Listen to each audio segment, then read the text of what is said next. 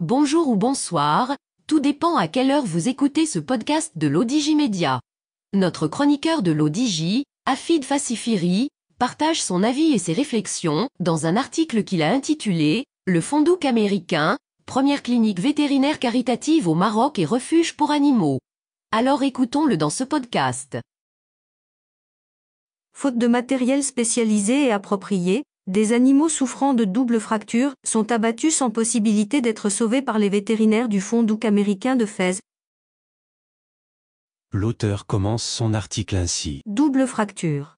C'est le constat amer et tragique, jugé inadmissible par une jeune touriste américaine, vétérinaire de son état, en visite à Fès. Profitant de son séjour dans la capitale spirituelle, cette défenseure et militante de la cause animale a été scandalisée et choquée d'apprendre que les vétérinaires travaillant de manière bénévole se voyaient obligés d'abattre tous les animaux souffrant de double fracture. La jeune américaine, éblouie par la médina de Fès, mais choquée par le sort réservé à certaines bêtes au Fondouk américain, décide de remuer ciel et terre.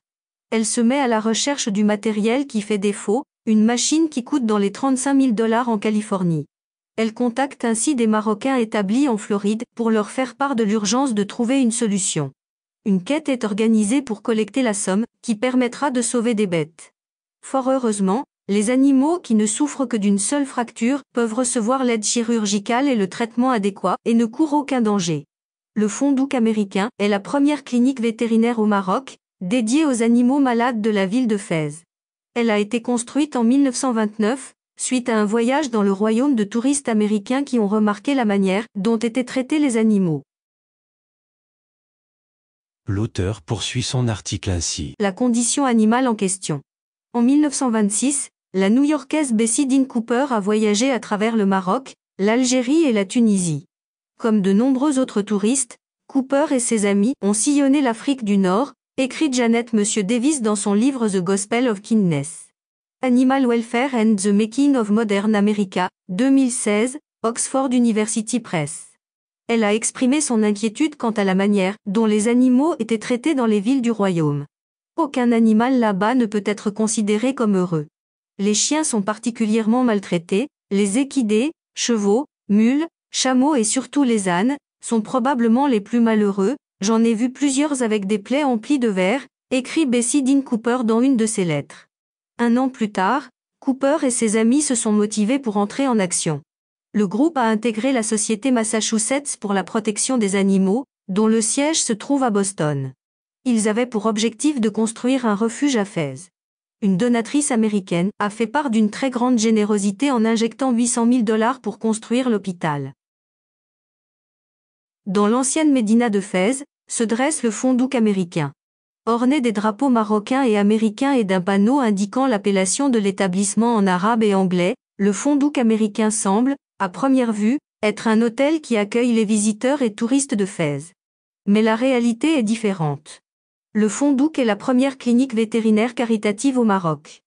Construite en 1929 à Fès par l'américaine Amy Ben Bishop, elle héberge des animaux dans le besoin gratuitement et propose des soins vétérinaires aux chevaux, mulets et ânes. L'auteur précise sa pensée ainsi. Inutile pour notre part de revenir sur les circonstances historiques de la création du Fondouk, sur la question des traitements jugés cruels et affligeants infligés, mais dans les années 30 le résident général du protectorat français avait obligé les Fassi à conduire leurs animaux au Fondouk pour y recevoir des soins, et particulièrement les ânes exploités dans les ruelles de la médina de Fès pour diverses tâches. Cette situation nous amène à soulever la question des animaux exploités, encore aujourd'hui, de manière inhumaine et dont les propriétaires ne jugent pas utile de consacrer un budget pour leurs soins.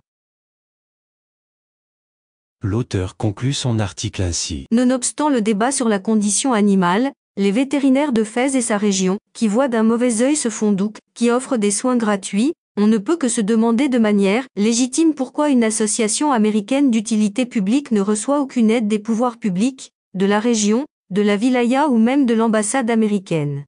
Entre nous, même si là n'est point le propos, entre la condition humaine et la animale on est en plein et flagrant conflit culturel. Rédigé par Afid Fassifiri, élu par l'intelligence artificielle de l'ODJ Média. Merci d'avoir écouté ce podcast de l'ODJ Média, ce bouquet de supports numériques, portails, magazine mensuel connecté, web radio et web TV. N'oubliez pas de télécharger notre application l'Odigi Mobile sur Play Store et de vous abonner à notre chaîne YouTube l'Odigi TV. Vous pouvez, aussi, nous suivre sur nos réseaux sociaux, Instagram, Facebook, TikTok, LinkedIn et Twitter. Ou encore, vous inscrire sur notre newsletter quotidienne à partir du portail lodigi.ma. Alors, on se dit au prochain podcast de nos chroniqueurs de l'Odigi. Et à très bientôt, si et seulement si vous le voulez bien.